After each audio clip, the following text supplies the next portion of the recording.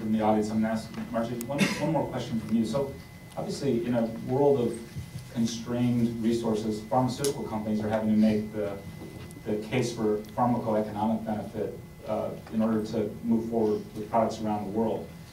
Why do vaccines continue to be a compelling business proposition, if you will, and why are they good for global health in that sense? Sure. Well, the example I gave with smallpox, it would be great if we could mimic those economics, because about $300 million was spent to eradicate smallpox, most of that coming from the US government. And that ends up saving about $1.5 billion a year, so it's avoiding the cost had smallpox not been eradicated, and saving 1.5 to 2 million lives a year. So in terms of the cost-saving quality of diseases like smallpox and polio, you're not going to have that with every infectious disease. And so what payers, especially national governments that often fund national immunization programs, what they're interested in seeing is what is the value I'm getting from immunization. Because I'm immunizing a very large population, let's say the entire birth cohort for a pediatric vaccine, and perhaps that infectious disease would have only occurred in a small percentage, and you can't always predict that small percentage. One year could be 30, 40, 50% if you know, an epidemic occurs. But anyway, so payers have gone to measurements such as dollars per quality adjusted life year to measure value, and this is a common metric that's used across many interventions, including seatbelts. And seatbelts, I believe, it's about a cost of $30,000 per quality adjusted life year saved. Because certainly not everyone would have been in an accident, and so you have to look at the number of accidents you prevent, what the cost of those accidents have been, how many individuals would have died or had a severe impairment of the quality of their life.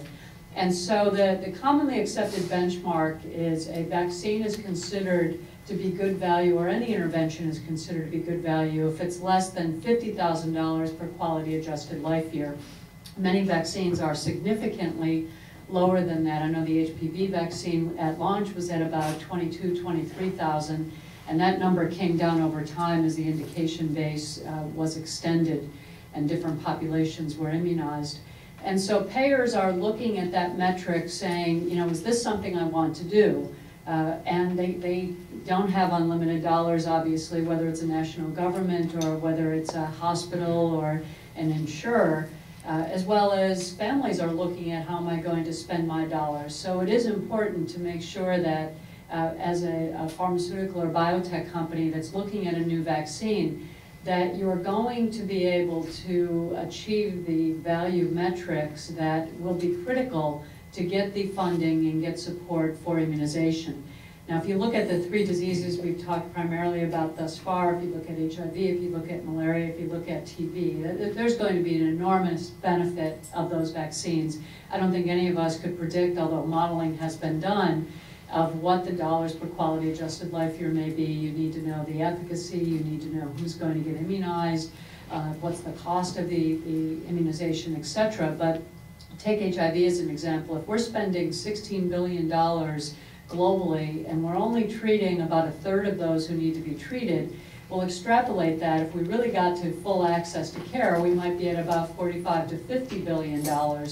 While I can't predict what an HIV immunization program would cost, I would say from experience with other vaccines, I'd be surprised if it were more than a few $billion a year. Now your upfront will be a little bit more, you've got a tremendous catch-up cohort, but then getting to whether it's administered at birth or more likely adolescence, you're talking then about a stable spend over time, and in fact that should come down over time as you get volume efficiencies and as you get lower cost manufacturers entering the market or lower cost manufacturing from the innovator.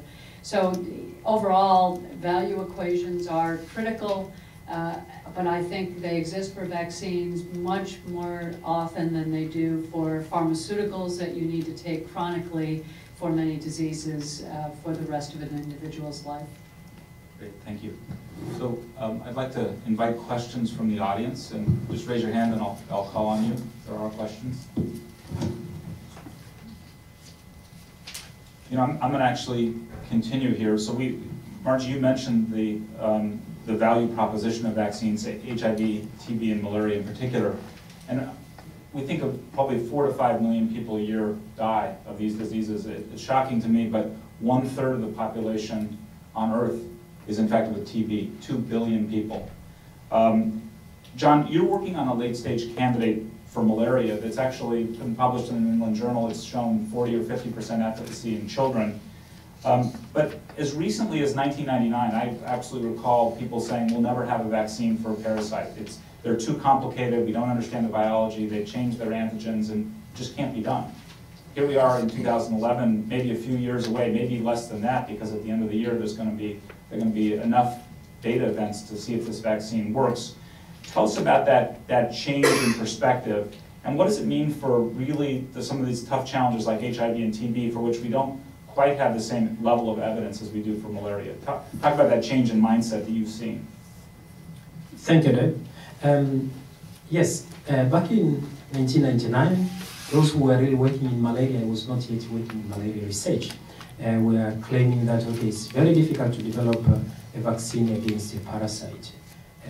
With the genome database, there has been a tremendous change whereby now people can understand what is going on within the malaria parasite.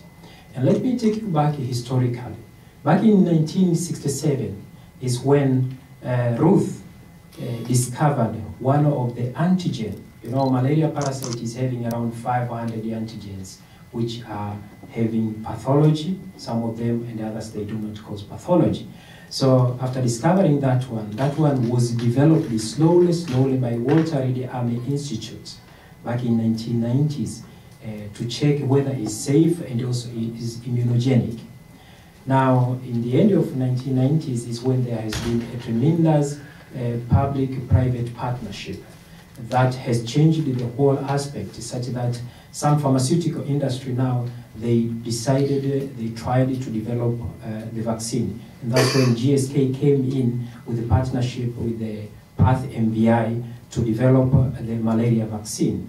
And this malaria vaccine, although the antigen from the parasite itself is less immunogenic, but it has been combined with the chemical that is known as an adjuvant to make sure that it is becoming much more immunogenic.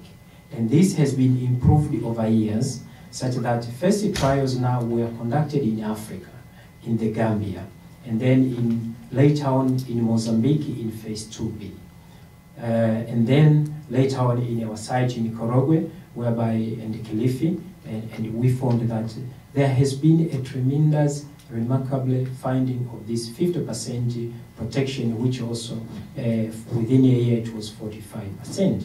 So this is a change that has occurred because of the energy which was put in to make sure that there is much more exploration into different aspects of the malaria vaccine, and also involvement of the African scientists, and also capacity development of a whole of the African people in collaboration with the American people, the taxpayers whose tax has been paid, the foundation like Gates Foundation, and also the pharmaceutical industry like GSK.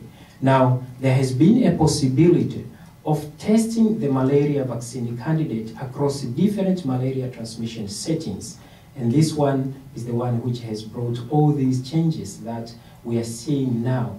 And probably, okay, the results will come out this year, next year, and the process of the regulatory authority is going to take its root cause. So maybe this is a good also lesson for the aspect of HIV. I'm not very much conversant with the HIV. You know, I've been really dealing with malaria for the past 10 years. But I think with the discovery of the neutralizing antibodies against HIV, I think there will be a tremendous change towards development of HIV/AIDS vaccine probably within a decade to come. Within this decade of vaccines, probably the vaccine against HIV will come on.